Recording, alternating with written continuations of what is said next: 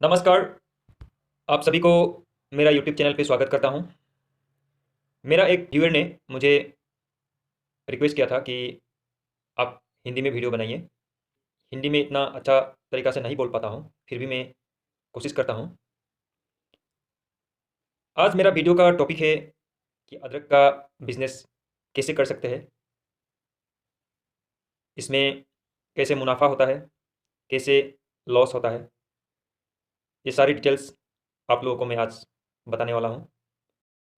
जो कोई भी अदरक का होलसेल बिज़नेस करना चाहेगा, वो किस जगह में यानी कौन-सी एरिया में करना चाहते हैं, उस एरिया में किस टाइप की अदरक खपत होता है, यूज़ करता है, खाते हैं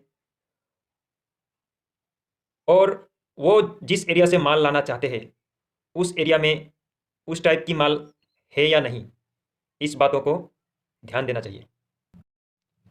क्योंकि ऐसा कई बार हुआ है कि माल मँगाते हैं एक प्रकार का और माल पहुँचते हैं एक प्रकार का। इंडिया का जितने भी अदरक का मंडी है, वो सारी मंडी में अलग-अलग टाइप का अदरक बिक्री होता है। तो इसीलिए अगर आप जिस इलाके में अदरक का बिज़नेस करना चाहते हैं, उस इलाके में किस टाइप की अदरक बिक्री होता है, किस टाइप की अदरक वहाँ पे ज़्यादा चलते हैं, उस बातों को आपको ध्यान देना पड़ेगा। और यानी अदरक का वैरायटी यानी क्वालिटी, ये सब बातें आपको ध्यान देना पड़ेगा। इस बिज़नेस को करने के लिए आपके पास कितना कैपिटल है? देखिए, आपके पास जितना भी कैपिटल है, मान लीजिए आपके पास 10 लाख रुपया है। आप फॉर द फर्स्ट टाइम इस बिज़नेस में कुछ पैसा इन्वेस्ट करना चाहते हैं, इस बिज़नेस को करने जाते हैं, तो आपको कभी भी आपके पास जितना कैपिटल है, उतना कैपिटल, उतना पैसा आपको इस बिज़नेस में इन्वेस्ट नहीं करना चाहिए। क्योंकि ये एग्रीकल्चरल प्रोडक्ट यानी कच्चा चीज़ का बिज़नेस है। इसमें अगर आपको संपूर्ण जानकारी नहीं होगा, तो इसको आप परचेज़ करके यानी किसानों से आप खरीद के आपके पास स्टॉक मत कीजिए, मत रखिए। आपके पास जितना पैसा है, उनमें से 30% पैसा इस बिज़नेस में एज़ अ पार्ट टाइम, पहली बार एज़ अ पार्ट टाइम आप इसको इन्वेस्ट करना इस बिज़नेस को कर सकते हैं इन्वेस्ट करके। ओनली 30% आप इन्वेस्ट कीजिए, किसानों से माल खरीदिए और खुद के पास रखिए। उसके बाद उस माल को आप हर छोटी-बड़ी मंडी यानी जहाँ-जहाँ उस टाइप की माल का जिस टाइप की माल आपने खरीदा है, उस टाइप की माल कहाँ-कहाँ बिक्री होता है, वो आपको तो पहले से ही पता लगाना पड़ेगा। उसके बाद आप खरीदने के बाद वो माल को आप बिक्री कीजिए। अगर आप खरीदने के बाद बाज़ार भाव ठीक-ठाक से आपको मिला, पर किलो का आपको 2-3 रुपये मिल रहा है, तो उस माल को आप तुरंत लेने के साथ-साथ बेच दीजिए। अगर आप खरीदने के साथ-साथ बाज़ार भाव कुछ डाउन हो गया, बाज़ार गिर गया, तो उस टाइम में आपको वो माल खुद के पास में रखना पड़ेगा। खुद के पास में रखना पड़ेगा, आप कितने दिन तक रख सकते हैं माल को? इसमें माल स्टॉक करने का जो तरीका है, वो कुछ एक्स्ट्रा तरीका नहीं है इसमें। आप जैसे किसानों से जैसे माल खरीदा, वही बोरा ले आकर आप चाहे आप प्लास्टिक वाला जाली बोरा में हो या सुतली वाला जूट बोरा मतलब जूट बोरा में हो, आप दोनों टाइप की बोरा में आप उसको स्टॉक कर सकते हैं, अपने घर में, अपने गोडाउन में। लगभग 2-3 महीने तक आप उनको वैसे ही रख सकते हैं। जैसे किसानों से आप खरीदने के बाद उसको स्टॉक करके अपने पास रख सकते हैं। लेकिन ध्यान दीजिएगा, ये जो धुलाई वाला जो माल होता है, जो माल वॉश करता है, वॉश करने के बाद उसको लेकिन आपको तुरंत बेचना पड़ेगा। उसको अच्छा क्वालिटी बना लीजिएगा, वॉश वॉश करके उसके बाद उसको बेचना पड़ेगा। नहीं तो ये धुलाई वाला माल जो होता है, वो आपका ज़्यादा दिन नहीं टिकेगा गोडाउन में, ज़्यादा दिन नहीं रहेगा।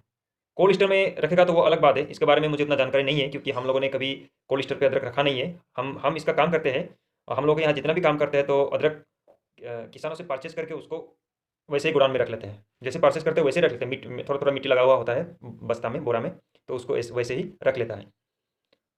और हम 30% पैसा क्यों आपको इन्वेस्ट करने के लिए बोला? क्योंकि देखिए, आपको अगर उतना एक्सपीरियंस नहीं होगा, तो अगर पूरा पैसा उसमें इन्वेस्ट कर दीजिएगा, मान लीजिए आप 10 लाख रुपये का अदरक खरीद लिया, खरीदने के साथ-साथ आपका ये तो बाज़ार का जो भाव होता है अदरक का, बहुत ऊँचा-नीचा होते रहता है। माल खरीदने के साथ-साथ अगर बाज़ार डाउन होके 10 रुपये किलो का अगर डाउन हो जाता है, तो आप अगर 50 टन माल खरीद के रखा है, तो 10 रुपये किलो का कितना होता है? 5 लाख रुपया होता है।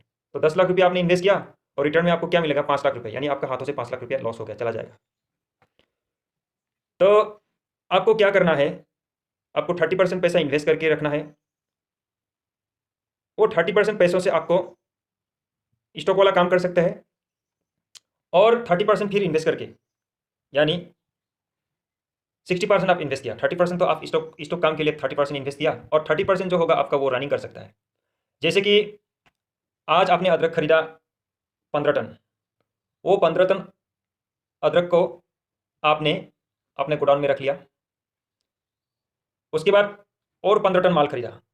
देखिएगा गोडाउन वाला जो 15 टन है वो क्वालिटी अच्छा है, या नेक्स्ट जो 15 टन आप खरीदेगा उसका क्वालिटी अच्छा है।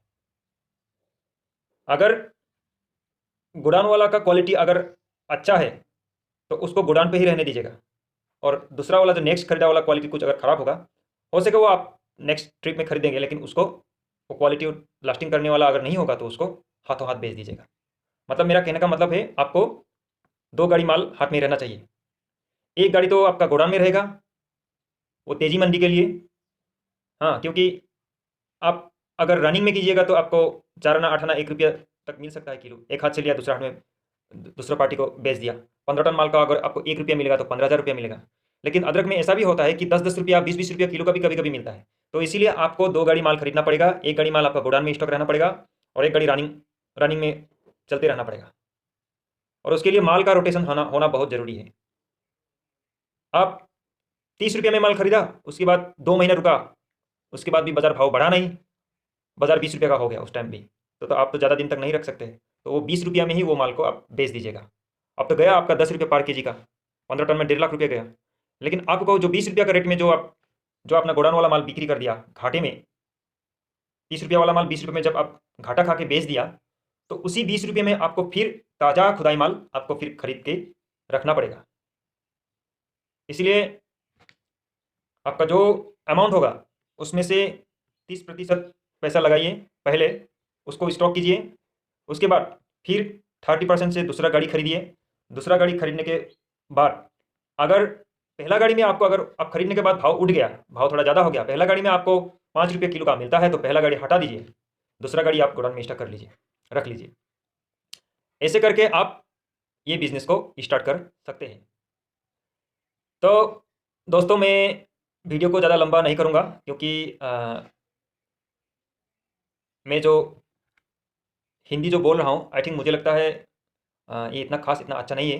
फिर भी आप लोग समझा होगा कि इस बिज़नेस को स्टार्ट करते समय हम लोग को कौन सा बात ध्यान देना चाहिए। और बिज़नेस में आपको अगर 1 लाख रुपया लॉस देता है तो कम से कम 5 लाख रुपया आपको फ़ायदा भी देगा, लेकिन उसके लिए आपको हार नहीं मानना पड़ेगा। इसमें आपको कंटिन्यू रहना पड़ेगा, तब जाके इस बिज़नेस में सक्सेस होगा।